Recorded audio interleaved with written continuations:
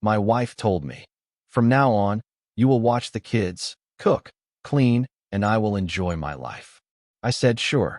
Then I booked myself a trip and left the divorce papers on her pillow.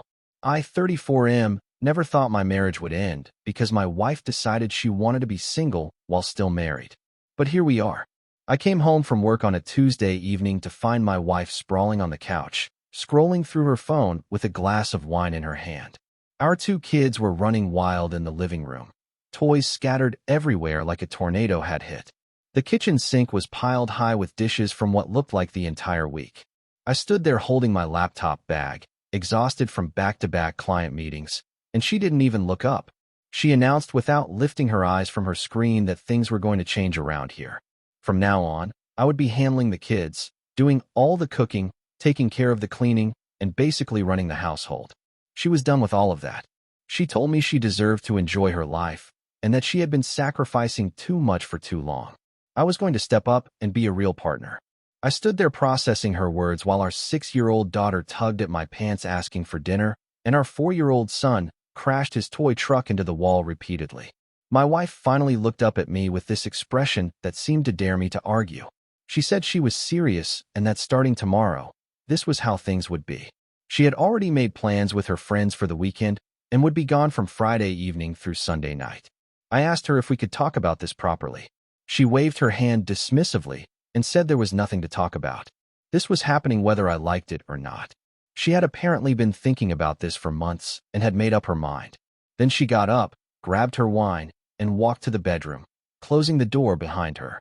I fed the kids leftover pizza, got them bathed and ready for bed, then cleaned up the disaster zone that was our living room. By the time I finished, it was nearly midnight. I lay in bed next to my wife who was already asleep, and I realized something had fundamentally broken in our relationship. This wasn't about sharing responsibilities or being a better partner. This was about her checking out of our marriage entirely. The next morning confirmed my suspicions. She was up early, spent an hour getting ready, and left for work without helping get the kids ready for school. I managed to get everyone fed and dressed, dropped them off, and arrived at work 30 minutes late. My boss was understanding, but I could see the concern in his eyes. That evening was identical. She came home at 7, went straight to the bedroom to change into comfortable clothes, then settled on the couch with her phone and another glass of wine. When I asked about her day, she gave me one-word answers. When I mentioned that our son had a doctor's appointment next week and asked if she could take him since I had an important presentation, she said I would need to figure it out because she wasn't available. Over dinner, which I had somehow managed to throw together, I tried a different approach. I told her I noticed she seemed unhappy and asked if something was bothering her. She laughed and said she wasn't unhappy at all. In fact, she was happier than she had been in years. She just realized she didn't want to be tied down anymore. She wanted freedom to do what she wanted when she wanted. But she still wanted to be married for the financial security and because she didn't want to deal with the hassle of divorce. I asked her what that meant exactly. She explained that she wanted an open relationship on her end. She would go out with friends, maybe date other people, basically live her life without restrictions. But I would stay home, take care of everything, and we would maintain the appearance of a normal marriage. She said it was the perfect arrangement and that I should be grateful she was being honest instead of just having an affair behind my back. I felt like I had been punched in the stomach. This woman I had been married to for 8 years, who I had built a life with, was essentially telling me she wanted all the benefits of marriage with none of the commitment. And she expected me to just accept it. I told her I needed time to think about this. She shrugged and said to take all the time I needed, but nothing was going to change. She was living her life now. That night, I barely slept. I kept thinking about how we had gotten here. We met in college, got married young, had kids quickly. She had been a stay-at-home mom for the first 3 years while I built my career. Then she went back to work part-time when our youngest started preschool. I thought we were happy. We had our struggles like any couple, but I never imagined she was this deeply unhappy. But as I lay there replaying conversations and moments from the past few months, I started seeing signs I had missed. The way she had become distant. How she was always on her phone, smiling at messages she wouldn't share. The new clothes and the extra effort she put into her appearance. The girls' nights that became more frequent. How she had stopped initiating any physical intimacy and seemed irritated when I tried. By morning, I had made my decision. If she wanted to check out of this marriage, Then we were done. But I wasn't going to be her doormat while she figured out her new life. I was going to do this on my terms. I went to work and immediately scheduled an appointment with a divorce attorney for that afternoon. I told my assistant to clear my calendar for the rest of the week because I had a family emergency. During my lunch break, I called my parents and explained the situation. My mother was shocked and angry. My father was quieter but told me he would support whatever decision I made. They agreed to take the kids for the weekend. The attorney was a sharp woman in her 50s who listened to my story without judgment. She asked detailed questions about our finances, assets, and custody arrangements. She explained that given my wife's stated intention to live separately while remaining married, and her admission that she wanted to date other people, I had grounds for a straightforward divorce. She also said that her demanding I take on all household responsibilities while she pursued her own interests would work in my favor for custody arrangements. I left her office with a clear plan. She would have the initial divorce papers ready by Friday morning. I signed a retainer agreement and felt a strange sense of relief. I was taking action instead of just accepting this humiliation. That evening, I came home and played the part she had assigned me. I picked up the kids, made dinner, helped with homework, did bedtime routines. My wife came home late, around 9, smelling like wine and perfume. She told me she had been out with coworkers.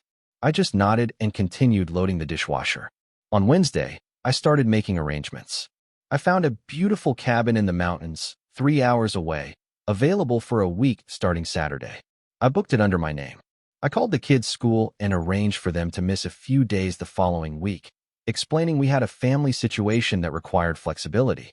Then I called my parents again and asked if they could keep the kids for 2 weeks instead of just the weekend. My mother asked why, and I told her I needed time to sort everything out. She understood.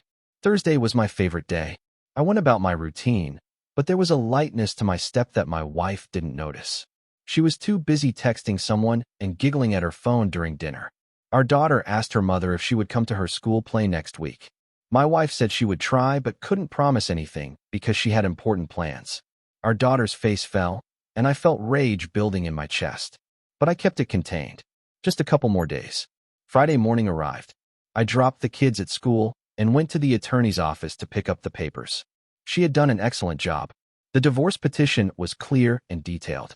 It cited irreconcilable differences and requested joint legal custody with me as primary physical custodian. It outlined our assets and proposed a fair division. She had included my wife's own words about wanting to live freely and date others as evidence that the marriage was irretrievably broken. I went to work and tied up loose ends, delegating urgent matters and setting up auto-responses. I informed my boss I was taking the personal time I had accrued. He knew something serious was happening, but didn't pry. He just told me to take care of myself and my family. I left work early and picked up the kids. I told them we were going to have a special weekend with Grandma and Grandpa. They were excited, asking if they could swim in the pool and if Grandma would make her famous cookies. I assured them yes to everything. When we got home, I packed bags for them while they played. My wife came home around 6. She was dressed up, clearly ready to go out. She announced she was leaving for her weekend away and would see us Sunday night. I told her I had packed the kids' bags because they were staying with my parents. She seemed surprised but pleased, saying it was good that I was handling things and that she hoped I enjoyed my weekend of peace and quiet at home. I watched her pull out of the driveway in her car, music blaring, without even saying goodbye to the kids. I loaded them into my car and drove to my parents' house. They greeted us with hugs and concern. I told the kids to go play in the backyard while I talked to Grandma and Grandpa. I explained everything that had happened over the past week. My mother cried. My father's jaw clenched. They asked if I was absolutely sure about divorce, and I told them I had never been more certain of anything. My wife had already left the marriage emotionally. She just wanted to keep me around as a convenience. They agreed to keep the kids as long as I needed. I kissed my children goodbye, promised them I would call every day, and told them I loved them more than anything. Then I drove home. The house was quiet when I got back. I walked through each room, looking at the life we had built together. Photos on the walls of happier times. Toys scattered in the playroom. The kitchen where we had cooked meals together back when she actually participated in our family life. It felt like mourning something that had already died. I went to our bedroom and pulled out the divorce papers from my bag. I read through them one more time, then signed where indicated. I placed them on her pillow, along with a short note. The note said that since she wanted to enjoy her life without the responsibilities of marriage, I was granting her wish. She was now free to do whatever she wanted, with whomever she wanted, without the burden of being married to me. The divorce papers outlined a fair split of everything, including custody arrangements that prioritized our children's stability. I had retained an attorney and expected her to do the same. All future communication should go through our lawyers. I would be away for the week, and when I returned, I expected her to have found alternative living arrangements. My parents had the kids and were aware of the situation. I placed the papers and note prominently on her pillow where she couldn't miss them. Then I packed a bag for myself, loaded it into my car, and drove away from the house. I stopped at a gas station, filled up the tank, bought a coffee, and pointed my car toward the mountains. The drive was therapeutic. I had my music playing, the windows down, and for the first time in weeks, I felt like I could breathe. The cabin I had booked was perfect, secluded, with a view of the lake, surrounded by trees. I spent that first night on the deck, drinking beer and watching the stars, my phone turned off. Saturday morning, I woke up to sunlight streaming through the windows and the sound of birds. I made coffee, sat outside, and just existed without the weight of expectation or disappointment. Around noon, I turned my phone back on. The messages flooded in. My wife had clearly returned home earlier than planned. The first message was from early morning, around 2. She asked where I was. The next one, an hour later, demanded I call her immediately. Then came anger. She said I had no right to just leave. She called me selfish and immature. She demanded to know where the kids were. I didn't respond to her. Instead, I called my attorney and gave her a heads up that my wife likely knew about the divorce papers now. She told me not to engage with my wife directly and to forward any messages to her. Then I called my parents. They said the kids were doing great, already in the pool, and asking if they could stay longer. My mother told me my wife had called them in a panic, demanding they bring the kids back immediately. My father had calmly told her that the children were staying with them and that she should speak to her lawyer. She had hung up on him. The messages from my wife continued throughout the day. Anger turned to bargaining. She said we could work this out, that she had just been stressed and didn't mean what she said. She promised things would change. She said she loved me and the kids. When I didn't respond to any of it, the messages became desperate. She called me cruel and heartless. She said I was abandoning my family. She threatened to call the police and report me for kidnapping. My attorney advised me to document everything but maintain no contact. She also said my wife's threats were empty since the children were with their grandparents and I had every right to take personal time. By Sunday, the messages stopped. Instead, I received a call from an unknown number. I didn't answer. Then a voicemail. It was an attorney representing my wife. He stated that his client was contesting the divorce and that she wanted to arrange a meeting to discuss reconciliation. I forwarded the message to my lawyer and continued enjoying my peaceful mountain retreat. I spent the week hiking, reading, and thinking about what I wanted my future to look like.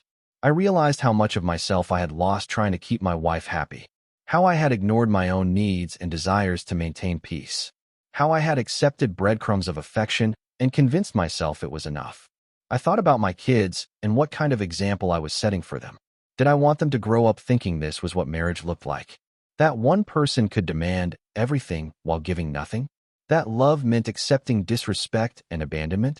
By the time my week was up, I had clarity. I wasn't angry anymore. I was determined. I was going to build a better life for myself and my children, one where they saw what healthy relationships and self-respect actually looked like. Update 1. I returned home the following Saturday to find my wife still living in the house. She had ignored my request that she find alternative living arrangements. I walked in to find her sitting at the kitchen table with her mother. They both looked up as I entered, and I could see my wife had been crying. Her mother started immediately, telling me I was being unreasonable and that marriage was about working through problems, not running away. I told her politely that this was between my wife and me, and that I would appreciate if she left. My wife's mother looked shocked that I had spoken to her that way. I had always been deferential to her, avoiding conflict. But I was done with that version of myself. After her mother left, my wife tried a different approach. She had made my favorite dinner. She was dressed nicely, makeup done, hair styled. She told me she understood now that she had made a mistake. She said she had been going through something, maybe a midlife crisis or depression, and that she needed therapy. She promised she wanted to make our marriage work. I asked her a simple question. Did she actually want to be married to me? Or did she just want the security and stability I provided? She hesitated, and in that hesitation, I had my answer. She started crying, saying it wasn't that simple, that she did love me, but had felt trapped and lost herself. I told her I understood feeling lost, but her solution had been to make me carry all the burden while she did whatever she wanted. That wasn't a marriage or a partnership. That was her using me. The fact that she only wanted to work on things after I filed for divorce told me everything I needed to know about her priorities. She asked about the kids. I told her they were thriving with my parents and would be staying there until I figured out permanent arrangements. She could visit them anytime she wanted. She accused me of trying to take them away from her. I reminded her that she was the one who couldn't be bothered to say goodbye to them before her weekend away, who missed important events because she had other plans. The conversation went in circles for an hour before I finally told her I was tired and going to bed. She asked where she should sleep. I told her to figure it out, that I would be in the guest room until one of us moved out. She started crying again, saying I was being cruel. I told her that cruelty was telling your partner you wanted to date other people while he raised your kids and cleaned your house. Over the next few weeks, we existed in the same house like hostile strangers. My attorney was negotiating with hers. My wife had hired someone aggressive who was trying to paint me as the bad guy who abandoned his family. My lawyer shut that down quickly with screenshots of my wife's messages about wanting to live freely and date others. The custody evaluation was interesting. The evaluator spoke to both of us, my parents, and even the kids' teachers. She noted that I had been the primary caregiver for the past several months despite working full-time, that the children had maintained their routines and stability during the separation because of my planning, that my wife had shown minimal interest in their daily activities or needs. My wife's story kept changing. First, she claimed she had never said those things about wanting to date others. Then, when confronted with evidence, she said she had been joking. Then she claimed I had taken it out of context. The evaluator saw through all of it. The financial disclosure was eye-opening. My wife had opened a separate bank account 3 months ago and had been funneling money into it. Not huge amounts, but enough to show she had been planning something. She had also racked up credit card debt I didn't know about, mostly on clothes, restaurants, and bars. Update 2. 3 months after I filed for divorce, we had our first mediation session. My wife showed up with her attorney and her mother. She had lost weight, and not in a healthy way. She looked tired and older somehow. Part of me felt bad for her, but I reminded myself that this situation was of her own making. Her attorney came in aggressive, demanding I pay substantial spousal support and agree to 50-50 custody. My attorney calmly presented our evidence. The messages where my wife stated she wanted to live freely and date others. The financial records showing she had been preparing to leave. The custody evaluator's report that recommended I have primary custody with her having visitation rights. Watching the color drain from my wife's face as each piece of evidence was presented was surreal.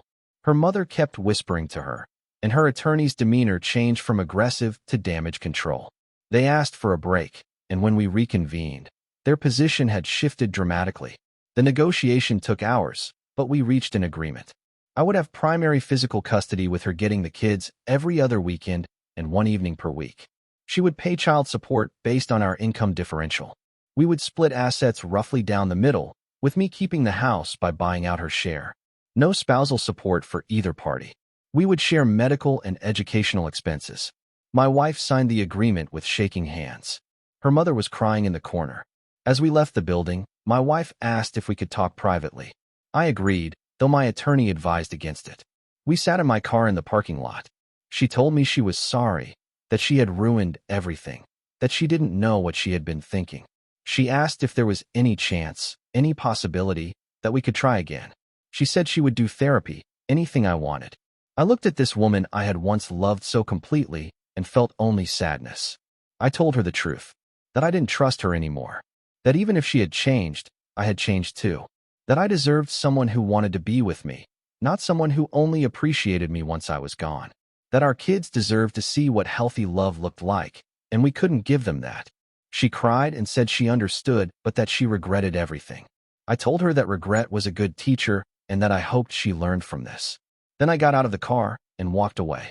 The divorce was finalized 6 weeks later. I sold the house because neither of us could afford it on our own, and frankly, I wanted a fresh start. I found a great place closer to my parents with a yard for the kids and a home office for me. My children adjusted better than I expected. They had their rough moments, but kids are resilient. My ex-wife struggled more. She moved into an apartment and seemed to spiral for a while. Her friends, the ones who had encouraged her transformation, disappeared once she was actually single. She told me during one of our custody exchanges that she had been going to therapy and was working on herself. I told her I was glad and that I hoped she found happiness. As for me, I focused on being the best father I could be. I took my kids to their activities, cooked meals with them, helped with homework, and actually enjoyed the life I had built for us. My career flourished because I was no longer distracted by the chaos at home. My parents were amazing, helping with childcare when I needed it, but also respecting boundaries. About a year after the divorce was finalized, I started dating again. Nothing serious at first, just remembering what it felt like to have someone interested in me, who actually wanted to spend time with me. It was healing in ways I didn't expect. I eventually met someone who was kind, independent, and who adored my kids. We took things slowly, but for the first time in years, I felt hopeful about the future. My ex-wife found out I was seeing someone and had a meltdown. She called me crying, saying it should be us, that I had moved on too fast, that the kids would be confused. I reminded her gently that she was the one who wanted to date others, who wanted her freedom. She got that freedom. The fact that it didn't make her happy wasn't my problem to solve. Looking back, I'm grateful she was honest about what she wanted, even if her timing and delivery were terrible. If she had just started an affair or continued pretending while resenting me, we could have wasted years in misery. Her selfishness paradoxically freed me to build something better. My kids are thriving. They have 2 homes where they're loved, even if one home is more stable than the other. They see me in a healthy relationship with someone who treats me with respect. They see their mother working on herself and hopefully learning to be a better person. I learned that sometimes the best response to someone demanding you accept less is to walk away entirely. That self-respect isn't selfish, it's necessary. That teaching my children to value themselves means showing them what that looks like in action. When my wife told me I would do all the work while she enjoyed her life, she thought she was dictating terms. Instead, she was giving me permission to leave. And that was the greatest gift she could have given me, even if she didn't realize it. If you'd like to see more stories like this, a gentle tap on the subscribe and hype button would mean the world to us. Please subscribe and press the hype button.